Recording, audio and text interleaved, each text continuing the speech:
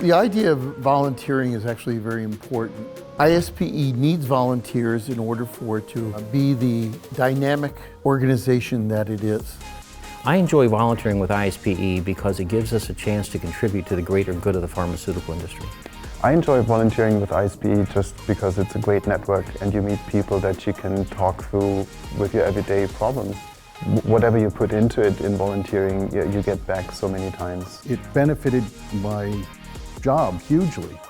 I mean, I was writing GAMP 5 a year and a half before it was published, and we got GAMP 5 principles into our global computer compliance policy because I knew what was going to be in it before it was actually published.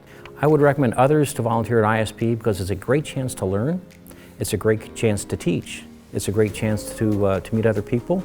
It's beneficial to the organization. It helps it to continue to evolve, to transcend, to keep up with the current trends, but at the same time, you learn something, you gain something, and there's a sense of satisfaction whenever you know that you've done the best that you can to produce a quality program for others.